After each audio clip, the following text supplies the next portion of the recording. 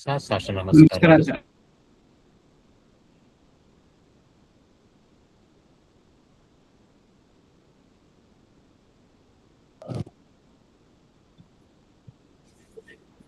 ಸ್ತುಮತಿಭಿರನುಮೇಜಂ ಶುಭ್ರಕಾಜಂ ಸಖಾಜಂ ಸುಖಮಜಮನಪಾಜಂ ಮುಕ್ತ್ಯುಪಾಜಂ ವಿಮಾಜಂ ನೃಹಜಮಹಮಮೇಜಂ ಧ್ಯೇಜಮಾಮ್ನಾಜಗೇಜಂ ಸದಜಮಸದಜೇಜಂ ಶ್ರೀಸಹಾಜಂ ಭಜೇಜಂ ಅಂಜನಾಸೂನು ಸಾನ್ನಿಧ್ಯಾದ್ ವಿಜಯೇನ ವಿರಾಜಿತಂ ಅಜಿತಪ್ರೀತಿಜನಕಂ ಭಜೇಹಂ ವಿಜಯಧ್ವಜಂ ತಪಸ್ವಾಧ್ಯಾಯ ಶುಶ್ರೂಷಾ ಕೃಷ್ಣ ಪೂಜಾರತಂ ಮುನಿಂ ವಿಶ್ವೇಶಮಿಷ್ಟದಂ ವಂದೇ ಪರಿಮ್ರಾಟ್ ಚಕ್ರವರ್ತಿನಂ ಶ್ರೀ ಗುರುಭ್ಯೋ ನಮಃ ಹರಿ ಓಂ.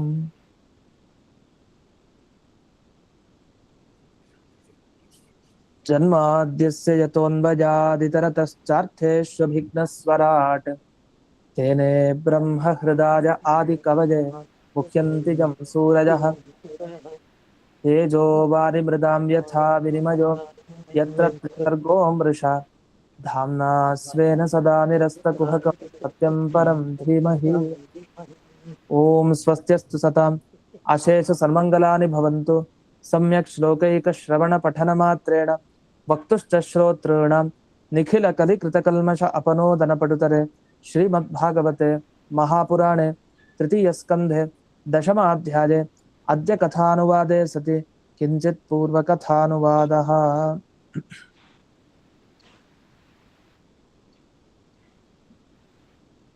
ಇದುವರೆಗೆ 19ನೇ ಶ್ಲೋಕದ ವಿವರಣೆ ಆಗ್ತಾ ಇತ್ತು. 19ನೇ ಶ್ಲೋಕದಲ್ಲಿ ಮ್ಯೂಟ್ ಮಾಡ್ಕೊಳ್ಳಿ, ಯಾರು ಗೊತ್ತಾಗ್ತಾ ಇಲ್ಲ. ಈ 19ನೇ ಶ್ಲೋಕದಲ್ಲಿ ಭಗವಂತನಿಗೆ ನಮಸ್ಕಾರವನ್ನ ಮಾಡ್ತಾ ಒಂದು ವಿಶೇಷವನ್ನು ಹೇಳಿದ್ರು ಬ್ರಹ್ಮದೇವರು. ಯಾವುದೇ ರೂಪದಲ್ಲಿ ಭಗವಂತ ಬರ್ಲಿ ಭೂಲೋಕಕ್ಕೆ, ಮೀನಾಗಿ ಬರ್ಲಿ, ಆಮೆಯಾಗಿ ಬರ್ಲಿ, ಸಿಂಹನಾಗಿ ಬರ್ಲಿ, ಯಾವುದೇ ರೂಪದಲ್ಲೂ ಅವನಿಗೆ ದೋಷ ಇರಲ್ಲ. ಆದ್ರೆ ನಮಗ್ ಹಾಗಲ್ಲ. ನಾವು ಮನುಷ್ಯ ಜನ್ಮ ಪಡೆದಾಗ್ಲೇ ದುಃಖ ಪಡ್ತಾ ಇದೀವಿ. ಇನ್ನು ಯಾವ್ದೋ ಪಶು ಜನ್ಮನೋ ಪಕ್ಷಿ ಜನ್ಮ ಬಂದ್ರೆ ಇನ್ನೆಷ್ಟು ದುಃಖ ಪಡ್ಲಿಕ್ಕಿಲ್ಲ. ಹಾಗಾದ್ರೆ ನಾವು ಜನ್ಮ ಜನ್ಮಕ್ಕೂ ಯಾವ್ಯಾವ ರೂಪದಲ್ಲಿ ಬರ್ತಾ ಇದೀವಿ ಅಲ್ಲೆಲ್ಲ ದುಃಖನೇ ಇದೆ. ಆದ್ರೆ ದೇವರಿಗೆ ಯಾವ ರೂಪದಲ್ಲಿ ಬಂದ್ರೂ ದುಃಖ ಇರಲ್ಲ. ಇದು ನಮಗೂ ಅವನಿಗೂ ಇರುವಂತಹ ವ್ಯತ್ಯಾಸ. ಈ ವ್ಯತ್ಯಾಸವನ್ನ ಇಲ್ಲೇ ಹೇಳ್ತಾ ಬಂದ್ರು. ಈಗ ಈ ಭಾಗವತದ ಪದ್ಯದಲ್ಲಿ ಒಂದು ಕಡೆ ವಿವರಣೆ ಮಾಡ್ಬೇಕಾದ್ರೆ ಕೆಲವರು ವಿಭಾಗ ಬೇರೆ ಮಾಡ್ಕೊಳ್ತಾರೆ. ಅಂದ್ರೆ ಒಂದು ಪದನ ನೀವು ಒಂದು ಪದವನ್ನ ಆಚೆ ಈಚೆ ನೀವು ಸ್ವಲ್ಪ ವ್ಯತ್ಯಾಸ ಮಾಡಿದ್ರೆ ಅರ್ಥ ಬೇರೆ ಆಗ್ಬಿಡುತ್ತೆ. ಈ ಭಾಗವತದ ಪದ್ಯದಲ್ಲೂ ಒಂದು ಹಾಗಾಗಿದೆ. ಏನಾಗಿದೆ ಅಂದ್ರೆ 3ನೇ ಸಾಲಿನಲ್ಲಿ 19ನೇ ಶ್ಲೋಕದಲ್ಲಿ ರೇಮೆ ನಿರಸ್ತರತಿಹಿ ಅಂತ ಇದೆ. ಈ ರೇಮೆ ನಿರಸ್ತರತಿಹಿ ಅಂತನೋ ಅನಿರಸ್ತರತಿಹಿ ಅಂತನೋ ಆ ಶಬ್ದ ಗೊತ್ತಾಗಲ್ಲ. ಯಾಕೆಂದ್ರೆ ಅದ್ ಹೇಳ್ಬೇಕಾದ್ರೆ ಹಾಗೆ ಹೇಳ್ತೀವಿ, ರೇಮೆ ನಿರಸ್ತರತಿರಪ್ಯುಪಲಬ್ಧ ಕಾಷ್ಟ. ರಾಗ ಸರಿಗ್ ಬಂದ್ಬಿಡತ್ತೆ ಎರಡಕ್ಕೂ. ಆದ್ರೆ ಅಳ್ಳು ಎಸ್ ಮಾರ್ಕ್ ಏನಿದೆಯಲ್ಲ, ಅಳ್ಳು ಅದು ಒಂದ್ ಕಡೆ ಇದೆ, ಒಂದ್ ಕಡೆ ಇಲ್ಲ. ಹಾಗಾದ್ರೆ ರೇಮೆ ಅನಿರಸ್ತರತಿ ಅಂತನೋ ನಿರಸ್ತರತಿ ಅಂತನೋ ಏನು, ಯಾವ ರೀತಿ ಈ ಶ್ಲೋಕದಲ್ಲಿ ನಾವು ಆ ಶಬ್ದ ಬಿಡಿಸ್ಕೊಳ್ಬೇಕು ಅಂತ. ಸಾಮಾನ್ಯವಾಗಿ ಎಲ್ಲಾ ಶಬ್ದ ಬಿಡಿಸ್ಕೊಂಡು ಹೋಗೋದ್ರಲ್ಲಿ ಸ್ವಾರಸ್ಯ ಇರಲ್ಲ. ಎಲ್ಲಿ ಸಮಸ್ಯೆ ಇದೆಯೋ ಅಲ್ಲಿ. ಇಲ್ಲಿ ಸಮಸ್ಯೆ ಆಗಿದೆ, ಇಲ್ಲಿ ಏನ್ ಮಾಡ್ಬೇಕು ಅಂತ ಬೇರೆ ವ್ಯಾಖ್ಯಾನಕಾರ ಏನ್ ಮಾಡಿದ್ದಾರೆ, ನಿರಸ್ತರತಿ ಅಂತ ಮಾಡಿದ್ದಾರೆ. ರೇಮೆ ನಿರಸ್ತರತಿ. ಆದ್ರೆ ಈ ರೀತಿ ಅರ್ಥ ಮಾಡಿದ್ರೆ ಏನ್ ಅರ್ಥ ಆಗುತ್ತೆ, ಈ ರೀತಿ ವಿಭಾಗವನ್ನ ಮಾಡ್ಕೊಂಡ್ರೆ ಅಂದ್ರೆ ಅವಾಗ ಹೇಳ್ತಾರೆ ನಿರಸ್ತರತಿ ಅಂದ್ರೆ, ರತಿ ಅಂದ್ರೆ ಆಸಕ್ತಿ, ರತಿ ಅಂದ್ರೆ ವಿರತಿ ಅಂದ್ರೆ ವೈರಾಗ್ಯ, ರತಿ ಅಂದ್ರೆ ಆಸಕ್ತಿ. ಯಾವ್ದ್ರಲ್ಲಿ ಆಸಕ್ತಿ ಇರುತ್ತೆ? ವಿಷಯ ಪದಾರ್ಥಗಳಲ್ಲಿ ಆಸಕ್ತಿ ಇರುತ್ತೆ, ಲೌಕಿಕ ಅದೆಲ್ಲ ಆಸಕ್ತಿ ಇರುತ್ತೆ. ಈ ಲೌಕಿಕ ಆಸಕ್ತಿ ದೇವರಿಗಿಲ್ಲ. ನಿರಸ್ತರತಿ ಅಂತ ಹೇಳ್ಬೇಕು. ಅಂದ್ರೆ ಯಾವುದೇ ದೇವರಿಗೆ ವಿಷಯ ಪದಾರ್ಥ ಮುಂದಿದೆ, ಅವನಿಗಿದ್ ಬೇಕಾಗಿಲ್ಲ. ಯಾಕಂದ್ರೆ ನಿತ್ಯ ಜ್ಞಾನಾನಂದಮಯ, ಅವನು ಪೂರ್ಣ. ಅವನಿಗೆ ಈ ಲೌಕಿಕ ಪದಾರ್ಥಗಳಿಂದ ಏನೂ ಆಗ್ಬೇಕಾಗಿಲ್ಲ. ಮತ್ತೆ ನಾವು ಇಟ್ರೆ ಅವನಿಗೆ ಅದರಲ್ಲಿ ಆಸಕ್ತಿ ಇಲ್ಲ, ಅವನು ಅದನ್ನು ಅನುಭವಿಸಲ್ಲ ಅಂತ ಈ ರೀತಿ ಅರ್ಥ ಬರುತ್ತೆ. ಅದೇ ನಿರಸ್ತರತಿ ಅಂದ್ರೆ ಯಾವುದೇ ಸುಖ ಅನುಭವಿಸಲ್ಲ ಅಂತ ಆಯ್ತು. ಹಾಗಾದ್ರೆ ರೇಮೆ ಅಂತ ಹಿಂದೆನೆ ಶಬ್ದ ಬಂತಲ್ಲ, ಅದಕ್ಕೆ ಸುಖ ಅನುಭವಿಸೋನು ಅಂತ ಅರ್ಥ. ರೇಮೆ ಅಂದ್ರೆ ಚೆನ್ನಾಗಿ ವಿಹಾರ ಮಾಡ್ತಾನೆ, ರಮಣ ಮಾಡ್ತಾನೆ, ಸುಖ ಅನುಭವಿಸ್ತಾನೆ ಅಂತ ಅರ್ಥ. ನಿರಸ್ತರತಿ ಅಂದ್ರೆ ಯಾವ ರತಿನೂ ಇಲ್ಲ, ಏನ್ ಸುಖನೂ ಇಲ್ಲ, ಯಾವ್ದು ಅವ್ನು ಬಯಸಲ್ಲ, ಅವ್ನು ಪಡೆಯೋದು ಇಲ್ಲ ಅಂತ ಹೇಳಿ. ಹಾಗಾದ್ರೆ ಈ ಎರಡೂ ಶಬ್ದಗಳಿಗೆ ವಿರುದ್ಧವಾಗಿ ಅರ್ಥ ಆಯ್ತು. ಸುಖ ಅನುಭವಿಸಲ್ವಂತೆ ಆದ್ರೆ ಸುಖ ಅನುಭವಿಸ್ತಾನಂತೆ. ಈ ತರ ಯಾರಾದ್ರೂ ಅರ್ಥವನ್ನು ಮಾಡ್ತಾರ? ಹಾಗಾಗಿ ಈ ರೀತಿ ವಿಭಾಗವನ್ನ ಮಾಡೋದಲ್ಲ ಅಂತ ಒಂದು. ಇನ್ನೊಂದು, ಕೆಲವರು ವ್ಯಾಖ್ಯಾನ ಮಾಡ್ತಾರೆ ಈ ವಾಕ್ಯಕ್ಕೆ. ಈಗ ದೇವರು ಭಕ್ತರು ಕೊಡೋದನ್ನು ಸ್ವೀಕಾರ ಮಾಡ್ತಾನ ಇಲ್ವಾ ನಮ್ ಪ್ರಶ್ನೆ. ಈ ಸಾಮಾನ್ಯವಾಗಿ ಏನು, ಈಗ ದೇವ್ರ ಮುಂದೆ ಏನಿಟ್ರು ತಗೊಳಲ್ಲ. ಯಾಕೆ? ವಿಷಯ ಪದಾರ್ಥ ಅವನಿಗೆ ಬೇಕಾಗಿಲ್ಲ. ಲೌಕಿಕ ಇದು. ಈ ಸಂಸಾರದಲ್ಲಿರೋ ಯಾವುದೇ ಒಂದು ಬಾಳೆಹಣ್ಣು, ಅದು ಸೇಬು, ಯಾವ ಹಣ್ಣನ್ನ ರೆಡಿ, ಲೌಕಿಕ ಇದು. ಇಲ್ಲಿ ಬೆಳೆದಿದ್ದು, ನಾವು ಕೊಟ್ಟಿದ್ದು, ನಮ್ಮ ಕಶ್ಮಲವಾದ ಕೈಯಿಂದ ಕೊಟ್ಟಿದ್ದು. ಪಾಪಿಷ್ಠರಾದ ನಾವು ಜೀವರು, ಅದರಲ್ಲಿ ಪಾಪಿಷ್ಠವಾದ ಅಂದ್ರೆ ಪಾಪ ಕರ್ಮ ಮಾಡಿದ ಈ ಕೈಯಿಂದ ಈ ಲೋಕದಲ್ಲಿ ಬೆಳೆದ ಈ ಫಲ ಇದನ್ನೆಲ್ಲ ಕೊಟ್ರೆ ದೇವರು ಸ್ವೀಕಾರ ಮಾಡ್ತಾನೆ. ಇದು ಹೆಂಗ್ ಸಾಧ್ಯ? ಇದು ಹೇಗ್ ನಂಬೋದು ನಾವು ಅಂತ ಒಂದು. ಅದಕ್ಕೊಬ್ರು ಹೇಳಿದ್ರು ಹಾಗಲ್ಲ, ಪತ್ರಂ ಪುಷ್ಪಂ ಫಲಂ ತೋಯಂ ಯೋಮೇ ಭಕ್ತಿಯ ಪ್ರಯಚ್ಛತಿ ಇದೆಯಲ್ಲ. ಭಕ್ತಿಯಿಂದ ನೀವು ಏನ್ ಸಮರ್ಪಣೆ ಮಾಡಿದ್ರು ದೇವ್ರು ತಗೊಳ್ತಾನೆ ಅಂತಿದೆಯಲ್ಲ, ಭಕ್ತಿ ಇರ್ಬೇಕಷ್ಟೇ. ನೀವು ಪಾಪಿಷ್ಠರು ಅಂತ ಆಗಲ್ಲ, ಭಕ್ತಿ ಇದ್ರೆ ಪುಣ್ಯಾತ್ಮರು ಅಂತಾನೆ ಅರ್ಥ. ಹಾಗಾಗಿ ಕೊಟ್ಟಿದ್ ತಗೊಳ್ತಾನೆ ಅಂತಿದೆಯಲ್ಲ, ಅದಕ್ಕೆ ಅವ್ರು ಏನ್ ಅರ್ಥ ಮಾಡ್ತಾರೆ ಅಂದ್ರೆ ವ್ಯಾಖ್ಯಾನಕಾರರು, ಭಕ್ತರು ನೀಡೋದು ಪ್ರಾಕೃತ ಫಲ. ನಾವು ಇಲ್ಲಿ ಬೆಳೆದ ಬಾಳೆಹಣ್ಣು ಕೊಡ್ತೀವಿ, ಇಲ್ಲಿ ಬೆಳೆದಂತಹ ಯಾವ್ದು ಸೇಬು ಎಲ್ಲ ಪ್ರಾಕೃತ ಫಲ ಇಡ್ತೀವಿ ಮುಂದಕ್ಕೆ. ಆದ್ರೆ ದೇವರು ಅದನ್ನ ಚೇಂಜ್ ಮಾಡ್ಕೊಳ್ತಾನೆ, ಅಪ್ರಾಕೃತ ಫಲ ಮಾಡ್ಕೊಂಡ್ಬಿಡ್ತಾನೆ. ನಾವಿಡೋದ್ ಪ್ರಾಕೃತ, ಅವ್ನ್ ಮಾಡ್ಕೊಳೋದ್ ಅಪ್ರಾಕೃತ. ಹಾಗ ಅವ್ನ್ ಚೇಂಜ್ ಮಾಡ್ಕೊಂಡು ಅದನ್ನ ಸ್ವೀಕಾರ ಮಾಡ್ತಾನೆ ಅಂತ ಕೆಲವರು ವ್ಯಾಖ್ಯಾನ ಮಾಡಿದ್ರು. ಇದು ಕೇಳಲಿಕ್ಕೆ ಏನೋ ಚೆನ್ನಾಗಿದೆ, ಹೌದಲ್ವಾ? ನಾವಿಡೋದೇನ್ ಬೇಕಾದ್ರೆ ಇಡ್ಲಿ. ಈಗ ರಾಯರ ಮುಂದೆ ಇಟ್ರು ಅದ್ ಹಣ್ಣಾಗೋಯ್ತು, ನಾವು ಕೇಳ್ತೀವಿ ಅದ್ ಇದ್ದದ್ದೇ ಬೇರೆ, ಆಗಿದ್ ಹಣ್ಣು. ಹಾಗೆ ಚೇಂಜ್ ಮಾಡ್ಲಿಕ್ಕೆ ದೇವರಿಗೆ ಶಕ್ತಿ ಇರಲ್ವಾ? ರಾಯರಿಗೆ ಶಕ್ತಿ ಇದ್ದೆ, ರಾಯರಿಗೆ ಸ್ವಾಮಿ ಆ ಭಗವಂತನಿಗೆ ಶಕ್ತಿ ಇರಲ್ವಾ? ಇರತ್ತೆ. ಅವನಿಗೇನು ಶಕ್ತಿ ಇದೆ? ನಾವಿಡುವಂತಹ ಪ್ರಾಕೃತ ವಸ್ತುಗಳನ್ನೆಲ್ಲ ಅವನು ಅಪ್ರಾಕೃತ ಮಾಡ್ಕೊಂಡು ತಿಂತಾನೆ ಅಂತ ಯಾಕೆ ವ್ಯಾಖ್ಯಾನ ಮಾಡಿದ್ದಾರೆ ಕೆಲವರು ವ್ಯಾಖ್ಯಾನ. ಆದ್ರೆ ಯಾಕೆ ಸರಿ ಇಲ್ಲ ಅಂದ್ರೆ, ನೋಡಿ, ನಾವಿಡೋದು ಜಡ. ಜಡನ ಯಾವತ್ತು ಚೇತನ ಮಾಡ್ಲಿಕ್ಕಾಗಲ್ಲ. ಅಪ್ರಾಕೃತ ಅಂದ್ರೆ ಅದು ದೇವರಿಗೆ ಸೇರ್ಬೇಕು ಅಂದ್ರೆ ಅದು ಜ್ಞಾನಾನಂದಮಯ ಆಗ್ಬೇಕು. ಒಂದು ಜಡ ವಸ್ತುವನ್ನ ಹಾಗೆ ಬದಲಾಯಿಸಲ್ಲ ದೇವರು. ಜಡ ಅದು ಯಾವತ್ತು ಜಡವಾಗಿರುತ್ತೆ. ಚೇತನ ಯಾವತ್ತು ಚೇತನ. ಸತ್ಯ ಸಂಕಲ್ಪ ದೇವರು, ಅವನ್ ಬದಲಾಯಿಸ್ಬೋದು ಅಂತ ಸಾಮರ್ಥ್ಯ ಅವನಿಗಿದೆ. ಅದ್ ಏನ್ ಬೇಕಾದ್ರೂ ಆಗ್ಬೋದು. ಹೊಸದಾಗ ಒಂದ್ ಜೀವನ ಸೃಷ್ಟಿ ಮಾಡ್ಬೋದು. ಅವನ ಅಚಿಂತ್ಯಾದ್ಭುತ ಶಕ್ತಿಗೆ ಬೇರೆ. ಆದ್ರೆ ಅವನ್ ಯಾವತ್ತು ಹಿಂದಿನ ಕಲ್ಪದಲ್ಲಿ ಹೇಗಿದೆಯೋ ಹಾಗೆ ಈ ಕಲ್ಪದಲ್ಲಿ ಸೃಷ್ಟಿ ಮಾಡ್ತಾನೆ. ಯಾರು ಚೇಂಜ್ ಮಾಡಲ್ಲ. ಧಾತಾ ಯಥಾ ಪೂರ್ವಮ ಕಲ್ಪಯತ್ ದಿವಂಚ ಪೃಥಿವೀಂಚ ಅಂತರಿಕ್ಷ ಮಥೋ ಸ್ವಹ. ನಾವು ದಿನ ಸಂಧ್ಯಾ ವಂದನೆಯಲ್ಲಿ ಈ ಮಂತ್ರವನ್ನು ಹೇಳ್ತಾ ಇರ್ತೀವಿ. ಅಘಮರ್ಷಣ ಮಂತ್ರದ ಇದು ಅರ್ಘ್ಯ ಕೊಡೋದಕ್ಕಿಂತ ಮುಂಚಿನ ಮಂತ್ರ ಏನಿದೆ, ಋತಂ ಚ ಸತ್ಯಂ ಚ ಅಭಿದಾತ್, ಆ ಮಂತ್ರ. ಧಾತ ಯಥಾ ಪೂರ್ವಮ ಕಲ್ಪಯತ್ ಅಂದ್ರೆ ವಿಷ್ಣು, ಧಾತ ಅಂದ್ರೆ ಬ್ರಹ್ಮ ಅಂದ್ರೆ ಪರಬ್ರಹ್ಮ, ಹಿಂದಿನ ಕಲ್ಪದಲ್ಲಿ ಯಾವ ತರ ಸೃಷ್ಟಿ ಮಾಡಿದ್ನೋ ಹಾಗೆ ಅದನ್ನ ಬದಲಾಯಿಸಲ್ಲ. ಪ್ರತಿ ಕಲ್ಪನಲ್ಲೂ ಹಾಗೆ ಇರುತ್ತೆ. ವೇದನೆ ಹೇಳಿದೆ ಪ್ರಮಾಣ, ನೀವು ಇಡೋಂಥ ಪ್ರಾಕೃತ ಫಲಗಳನ್ನ ಅಪ್ರಾಕೃತವಾಗಿ ಅವನ್ ಬದಲಾಯಿಸ್ಕೊಳ್ತಾನೆ ಅನ್ನೋದು ಸರಿ ಇಲ್ಲ. ಯಾವತ್ತು ಜಡ ಚೇತನ ಆಗಲ್ಲ.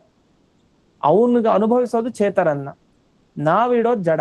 ಜಡವನ್ ಚೇತನ ಅಂತೂ ಮಾಡಲ್ಲ. ಅದರಿಂದ ಈ ವ್ಯಾಖ್ಯಾನ ಸರಿ ಇಲ್ಲ. ಮೇಲ್ನೋಟಕ್ಕೆ ಚೆನ್ನಾಗ್ ಅನ್ನಿಸ್ಬೋದು, ಆದ್ರೆ ಸರಿ ಇಲ್ಲ ಅಂತ. ಇದಾದ್ಮೇಲೆ ಹಾಗಾದ್ರೆ ಏನ್ ಅರ್ಥ ಇದಕ್ಕೆ? ಅದಕ್ಕೆ ಮಧ್ವಾಚಾರ್ಯರಂದ್ರು ಒಂದೇ ವಾಕ್ಯದಲ್ಲಿ ಇದಕ್ಕೆ ವಿವರಣೆ ಮಾಡಿದ್ರು. ಅನಿರಸ್ತರತಿಹಿ ನಿತ್ಯರತಿಹಿ ಅಷ್ಟೇ ಬರ್ತಿದ್ದಿಲ್ಲಿ ಭಾಗವತ ತಾತ್ಪರ್ಯದಲ್ಲಿ. ಅಂದ್ರೆ ಒಂದು ಪದ ಬಿಡಿಸಿದಾರಷ್ಟೇ.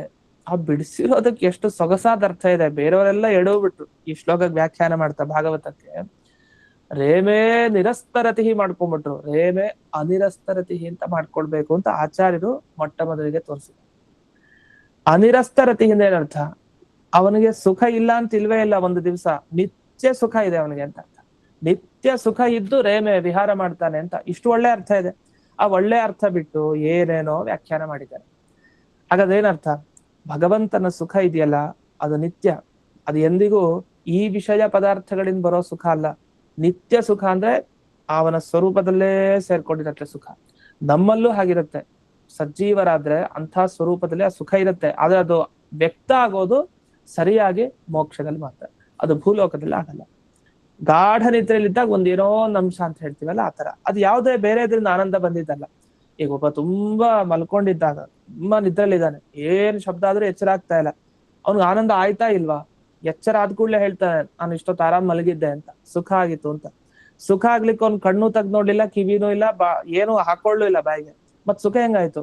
ನಮ್ ಒಳಗಡೆ ಇದೆ ಆ ಸುಖ, ಆ ಸುಖದ ಅನುಭವ ಅಲ್ಲಾಗಿತ್ತು, ಅದು ಸ್ವರೂಪ ಸುಖದ ಒಂದು ಸ್ವಲ್ಪ ಎಲ್ಲೋ ರುಚಿ ಅಷ್ಟೇ, ಆ ಅನುಭವ ಆಯ್ತು. ಈ ಅನುಭವ ಸರಿಯಾಗಿ ಯೋಗ್ಯತೆಗೆ ತಕ್ಕ ಹಾಗೆ ಪೂರ್ಣ ಆಗ್ಬೇಕು ಅಂದ್ರೆ ಮೋಕ್ಷಕ್ಕೆ ಹೋಗ್ಬೇಕು ಅಂತ ಅಭಿಪ್ರಾಯ. ಆದ್ರಿಂದ ಇಂಥ ಆನಂದ ದೇವರಿಗೆ ಎಷ್ಟಿರ್ಬೇಡ. ಅದರಿಂದ ನಿತ್ಯವಾದ ಸುಖವನ್ನ ಪಡೆಯೋನು ಅಂತ ಅರ್ಥವನ್ನ ಇಲ್ಲಿ ಅನಿರಸ್ತರತಿ ಅಂತ ಬಿಡಿಸ್ಕೊಂಡು ಮಾಡ್ಕೊಬೇಕು ಅಂತ ಇದೊಂದು ವಿಚಾರ. ಹಾಗಾಗಿ ಒಟ್ಟು ತಾತ್ಪರ್ಯ ಏನು ಅಂತ ಇಲ್ಲಿ ಶ್ಲೋಕದಲ್ಲಿ ಬಿಡಿಸಿದ್ದಾರೆ. ತತಶ್ಚ ಅಯಮರ್ಥ ಅಂದ್ರೆ ಇಲ್ಲಿ ಟಿಪ್ಪಣಿಯಲ್ಲಿ ಬರ್ತಾ ಈ ಶ್ಲೋಕಕ್ಕೆ ತಿರಿಯಕ್ ಮನುಷ್ಯಾದಿ ಜೀವ ಯೋನಿಷು ಅಂದ್ರೆ ತಾನೇ ತನ್ನ ಇಚ್ಛೆಯಿಂದ ಅನೇಕ ಶರೀರಗಳನ್ನ ಧರಿಸ್ಕೊಂಡು ಬರ್ತಾನೆ ದೇವರು. ಶರೀರ ಧರಿಸೋದು ಅಂದ್ರೆ ನಮ್ಗೆ ಅವನು ದಾನಾನಂದಮಯ ಶರೀರ ಹೊತ್ಕೊಂಡಿಲ್ಲ ಅನ್ನೋ ತರ ಅನ್ಸ್ಬೋದು. ಆದ್ರೆ ಅವನು ಬಂದಿರೋದು ಅದೇ ಶರೀರದಿಂದಲೇ ಬಂದಿರ್ತಾನೆ. ಅವನು ತಾನು ಒಂದು ಲಿಮಿಟ್ ಹಾಕೊಂಡಿದ್ದಾನೆ, ತಾನೇ ಸತ್ಯ ಸಂಕಲ್ಪನ ಆದ್ರಿಂದ ನಾನು ಹೀಗೆ ಮಾಡೋದು ಅಂತ ಒಂದು ಹಾಕೊಂಡಿದ್ದಾನೆ. ಅದರ ಪ್ರಕಾರನೇ ಆ ದೇವರು ಇರ್ತಾನೆ. ಯಾಕೆಂದ್ರೆ ವೇದದಲ್ಲಿ ತಿಳಿದಾಗ, ವೇದವನ್ನ ತೆಗೆದಾಗ ಏನ್ ಗೊತ್ತಾಗತ್ತೆ ಅಂದ್ರೆ ಆನಂದ ತಾರತಮ್ಯ ಅವನಲ್ಲೇ ಕೊನೆಗಿರೋದು ಅಂತ. ಕಾಷ್ಠ ಅಂತ ಹೇಳ್ತಾರೆ, ಉಪಲಬ್ಧ ಕಾಷ್ಠ ಅಂದ್ರೆ ಸಾ ಕಾಷ್ಠ ಸಾ ಪರಾಗತಿ ಅಂತ ಮಾತುಗಳೆಲ್ಲ ಇದೆ. ಎಲ್ಲದಕ್ಕಿಂತಲೂ ಅವನು ಶ್ರೇಷ್ಠ, ಅವನ ಆನಂದಕ್ಕೆ ಕೊನೆ ಅಂತ ಇಲ್ವೇ ಇಲ್ಲ. ಆದ್ರೆ ಎಲ್ಲರ ಆನಂದಕ್ಕೆ ಕೊನೆ ಅಂದ್ರೆ ಅದು ಅವನೇ. ಯಾಕೆಂತಂದ್ರೆ ಅವನಲ್ಲಿರೋ ಆನಂದ ಅಷ್ಟು ಶ್ರೇಷ್ಠ. ಅಂಥ ಆನಂದಕ್ಕಿಂತ ಮೀರಿದ ಆನಂದ ಯಾರ ಹತ್ರನೂ ಸಿಗಲ್ಲ ಅಂತೆಲ್ಲ ವ್ಯಾಖ್ಯಾನ ಮಾಡಿದ್ರು. ಹಾಗಾಗಿ ಅವನು ಪುರುಷೋತ್ತಮ, ಬೇರೆಯವ್ರ ತರ ಸಾಧಾರಣ ಅಲ್ಲ. ಇಷ್ಟೆಲ್ಲ ಆಯ್ತು. ಇದು 19ನೇ ಶ್ಲೋಕದ ವಿವರಣೆ ಆಯ್ತು. ಇನ್ನು 20ನೇ ಶ್ಲೋಕದ ವಿವರಣೆಗಿಂತ ಮುಂಚೆ ಯಾಕೆ ಈ ಶ್ಲೋಕ ಹೇಳ್ತಾ ಇದಾರೆ ಈಗ 20ನೇ ಶ್ಲೋಕ ಅಂತ ಟಿಪ್ಪಣಿಯಲ್ಲಿ ವಿವರಿಸಿದ್ದಾರೆ. ಅಲ್ಲ, ಭಗವಂತನಿಗೆ ಶ್ರಮ ಇಲ್ವೇ ಇಲ್ವಾ? ನಿಜವಾಗ್ಲೂ ತುಂಬಾ ಟೆನ್ಷನ್ ಆಗ್ಬೇಕಾಗಿರೋದು ಯಾರಿಗೆ? ಭಗವಂತನ್ಗೆನೆ, ನಮ್ ಯಾವ ಮನುಷ್ಯರಿಗೂ ಅಲ್ಲ. ಯಾಕೆಂದ್ರೆ ನಾವು ಮಾಡೋದು ತುಂಬಾ ಕಡಿಮೆ ಕೆಲಸ. ದೇವರು ಇಡೀ ಬ್ರಹ್ಮಾಂಡ ಸೃಷ್ಟಿ, ಆ ಬ್ರಹ್ಮದೇವರಿಗೆ ಉದ್ಬೋಧನೆ, ಆ ದೇವತೆಗಳಿಗೆ, ಈ ಮನುಷ್ಯರಿಗೆ ಎಷ್ಟು ಕೆಲಸ ದೇವರಿಗೆ.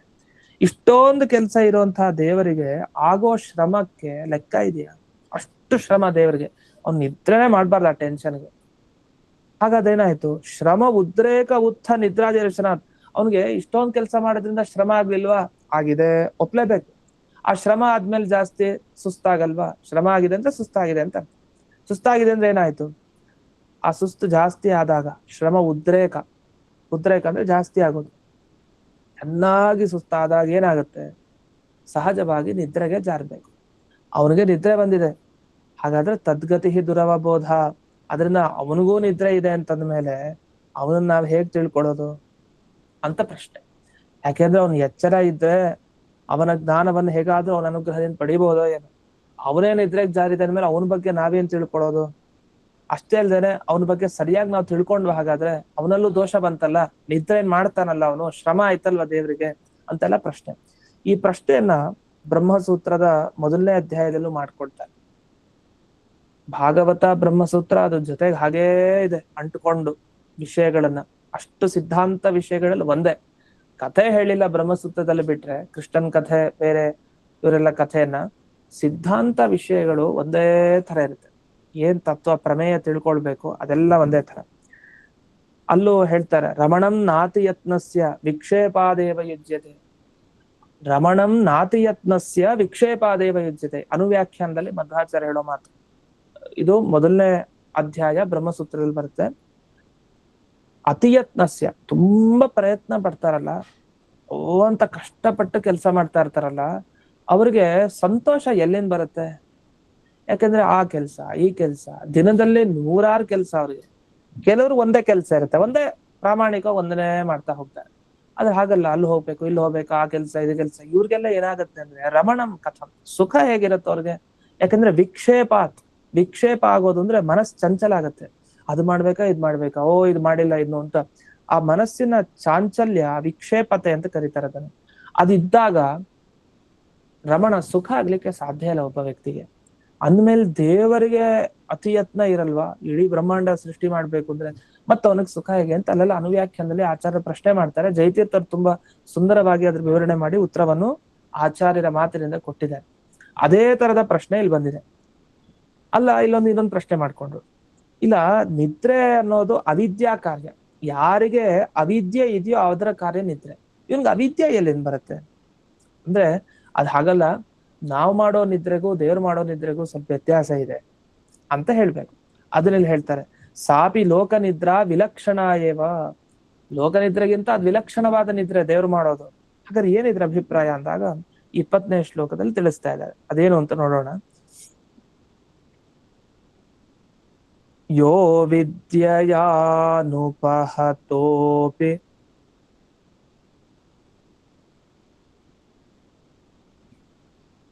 ಕಷಾರ್ಧವೃತ್ತ್ಯಾ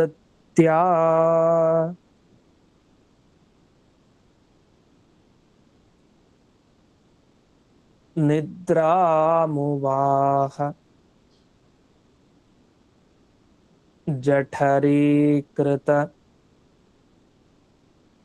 ಲೋಕಯಾತ್ರಃ.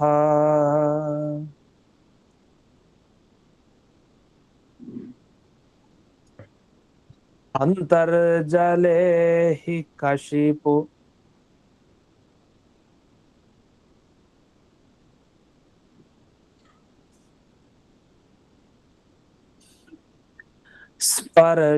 ಸ್ಪರ್ಶಾನುಕೂಲಂ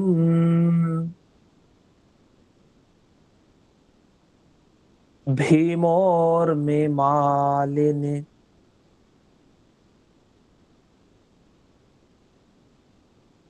ಜನಸ್ಯ ಸುಖಂ ವಿವೃಣ್ವನ್.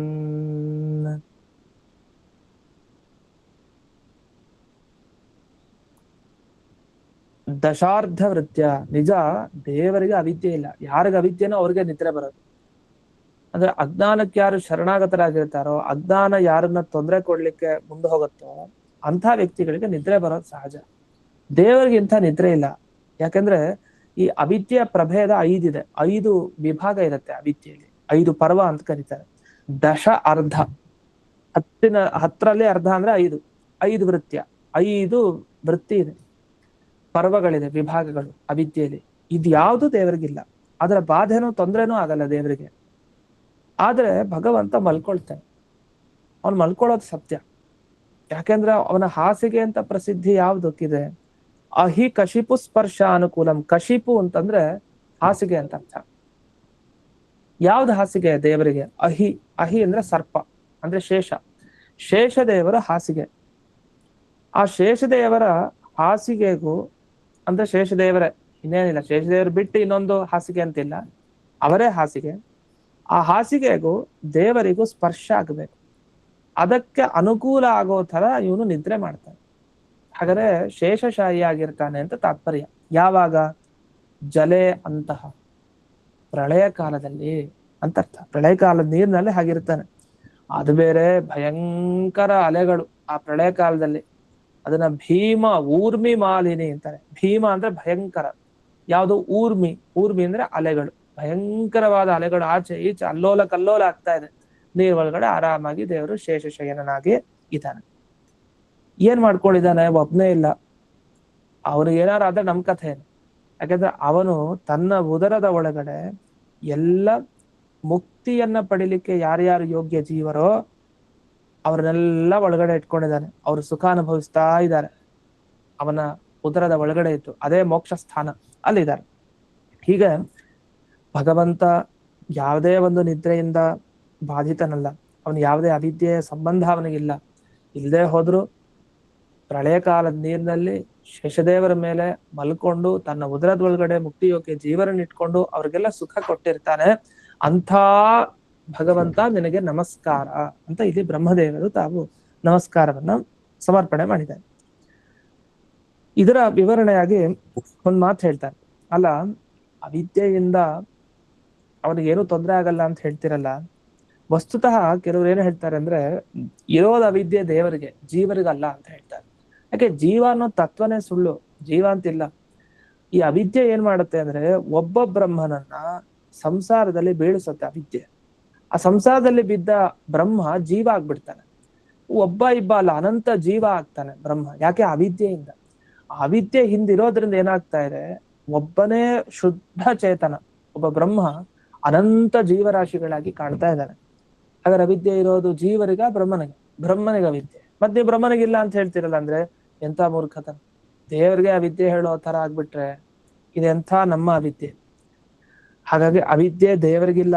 ಕೆಲವ್ರು ಹಾಗೆ ಹೇಳ್ತಾರೆ, ಆ ಮತ ಸರಿ ಇಲ್ಲ ಅಂತ ತಿಳಿಸ್ಬೇಕಾಗಿದೆ. ಅದಕ್ಕೋಸ್ಕರ ಅವಿದ್ಯೆಯ ಯಾವುದೇ ಪ್ರಭೇದನೂ ದೇವರಿಗೆ ತೊಂದರೆ ಕೊಡ್ಲಿಕ್ಕೆ ಸಾಧ್ಯ ಇಲ್ಲ.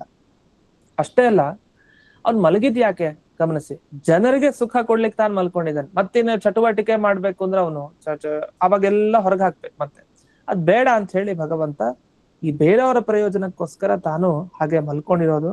ಮತ್ತೆ ನಿದ್ರೆ ಅಂದ್ರೆ ಕಣ್ಣು ಮುಚ್ಚಿರೋದು ಅಂತ ಅಷ್ಟೇ ಅರ್ಥ. ಇಂದ್ರಿಯಗಳು ಕೆಲಸ ಮಾಡ್ತಾ ಇಲ್ಲ ಅಂತ ಅರ್ಥ ಅಲ್ಲ. ಅದು ನಾಟಕದ ನಿದ್ರೆ ಅಂತ ಅರ್ಥ. ಈಗ ಮಲ್ಕೊಳ್ಳೋ ತರ ನಾಟಕ ಮಾಡಿದ್ರೆ ಏನರ್ಥ, ನೋಡೋರ್ಗೆ ನಿದ್ದೆ ಮಾಡಿದ್ದಾನೆ ಅಂತ. ಅದೇ ಕಿವಿ ಕೆಲಸ ಮಾಡ್ತಾ ಇದೆ, ಎಲ್ಲ ಮಾಡ್ತಾರೆ ಕೆಲಸ, ಆ ಕಾಲು ಕೈ ಎಲ್ಲ ಕೆಲಸ ಮಾಡ್ತಾರೆ. ಅಂದ್ರೆ ಎಚ್ಚರದಲ್ಲಿದ್ದಾನೊಬ್ಬ ಜೀವ, ಅದೇ ಕಣ್ಣು ಮುಚ್ಚಿದೆ. ಅದೇ ದೇವರ ಆಶ್ಚರ್ಯ ಏನಂದ್ರೆ, ನಾಟಕಕ್ಕೆ ನಿದ್ರೆ ಮಾಡ್ತಾರಲ್ಲ ಅವರು ಕಣ್ಣಿಂದ ಏನು ನೋಡ್ಲಿಕ್ಕಾಗಲ್ಲ. ಯಾಕೆ? ಕಣ್ಣು ಮುಚ್ಕೊಂಡಿರ್ತಾರೆ. ಅರ್ಧಂಬರ್ಧ ಮುಚ್ಕೊಂಡಿದ್ರೆ ಕಣ್ಣಿಂದ ನೋಡ್ಬಹುದು, ಅದೇ ಪೂರ್ಣ ಮುಚ್ಕೊಂಡಿದ್ದಾನೆ ನೋಡ್ಲಿಕ್ಕಾಗಲ್ಲ. ದೇವರಿಗೆ ಹಾಗಲ್ಲ, ಅವ್ನ್ ಕಣ್ಮುಚ್ಚಿದ್ರು ಎಲ್ಲ ನೋಡ್ತಾ ಇರ್ತಾನೆ. ಅದು ಅವನ್ ವಿಶೇಷ.